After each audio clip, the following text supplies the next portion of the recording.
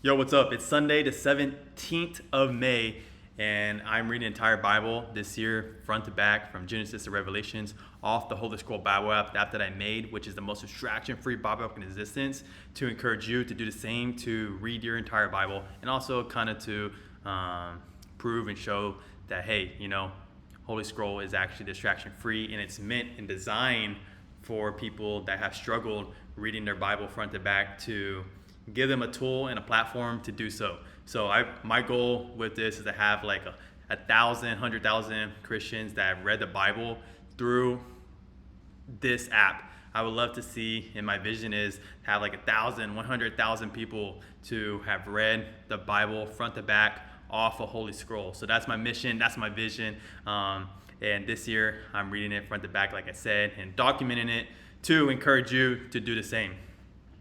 So without further ado, I am in Deuteronomy 2, and we're going to begin reading. Then we turned and took our journey in the wilderness by the way of the Red Sea, as the Lord spake unto me. And we compassed Mount Seir many days. And the Lord spake unto me, saying, Ye have compassed this mountain long enough. Turn you northward, and command thou the people, saying, Ye are to pass through the coast of your brethren, the children of Esau, which dwell in Seir, and they shall be afraid of you. Take ye good heed unto yourselves. Therefore, meddle not with them, for I will not give you of their land. No, so much as a foot breadth, because I have given Mount Seir unto Esau for a possession. Ye shall buy meat of them for money, that ye may eat, and ye shall also buy water of them for money, that ye may drink. For the Lord thy God hath blessed thee in all thy works, in all the works of thy hand. He knoweth thy walking through his great wilderness. These 40 years the Lord thy God hath been with thee, and hast lacked nothing. And when we pass from our brethren the children of Esau, which dwelt in Seir, through the way of the plain from Elath and from Ezeron Gabar, we turned and passed by the way of the wilderness of Moab. And the Lord said unto me, Distress not the Moabites, neither contend with them in battle, for I will not give thee of their land for a possession, because I have given Ar unto the children of Lot for a possession. And the Emims dwelt therein in times past, a people great and many and tall as the Anakims, which also were accounted giants, but as the Anakims, but the Moabites called them Emims. And the Horims also dwelt in Seir before time, but the children of Esau succeeded them, when they had destroyed them from before them, and dwelt in their stead, as Israel did unto the land of his possession, which the Lord gave unto them. Now rise up, said I, and get you over the brook Zered. And we went over the brook Zered. And the space in which we came from Kadesh Barnea until we were come over the brook Zered was 38 years, until all the generation of men of war were wasted out from among the hosts, as the Lord sware unto them. For indeed, the hand of the Lord was against them, to destroy them from among the hosts, until they were consumed. As it came to pass, when all the men of war were consumed, and dead from among the people, that the Lord spake unto me, saying, Thou art to pass over through Ar, the coast of Moab, this day. And when thou comest nigh over against the children of Ammon, distress them not, nor meddle with them, for I will not give thee of the land of the children of Ammon any possession, because I have not given it into the children of Lot for a possession.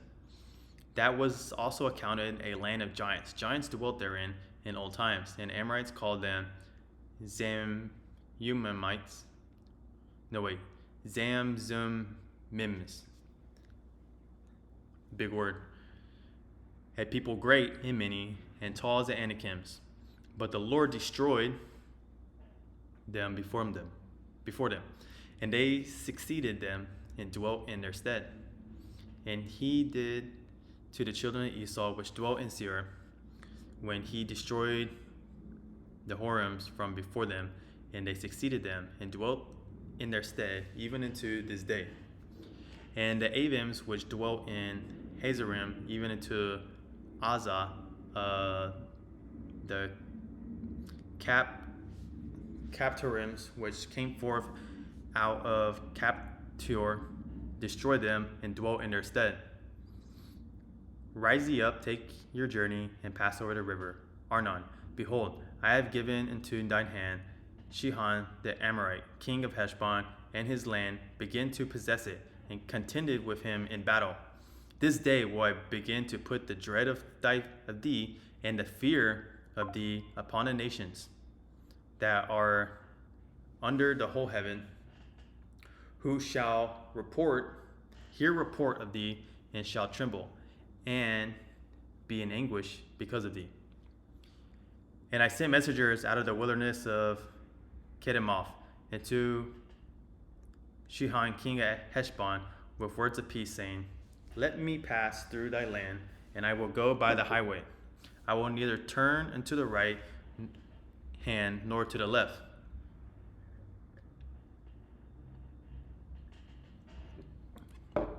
Thou shalt sell me meat for money, that I may eat, and give me water for money, that I may drink. Only I will pass through on my feet. As the children of Esau which dwell in Seir, and the Moabites which dwell in Ar, did unto me, until I shall pass until Jordan, and into the land which the Lord our God giveth us. But Sihon king of Heshbon would not let us pass by him, for the Lord thy God hardened his spirit, and made his heart abstinate, that he might deliver him into thy hand, as appeareth this day. And the Lord said unto me, Behold, I have begun to give Sihon and his land before thee. Begin to possess, that thou mayest inherit his land. Then Sihon came out against us, he and all his people, to fight at Jahaz. And the Lord our God delivered him before us, and we smote him, and his sons, and all his people. And we took all his cities that at time, and utterly destroyed the men and the women and the little ones. Of every city we left none to remain. Only the cattle we took for a prey unto ourselves, and to spoil the cities which we took. From Eror, which is the brink of the river of Arnon, and from the city that is by the river, even into Gilead, there was not one city too strong for us. The Lord our God delivered all unto us. Only to the land of the children of Ammon thou camest not, nor into any place of the river Jabbok, nor into the cities in the mountains, nor into whatsoever the Lord our God forbade us. So here we are. You got the confetti. We're in.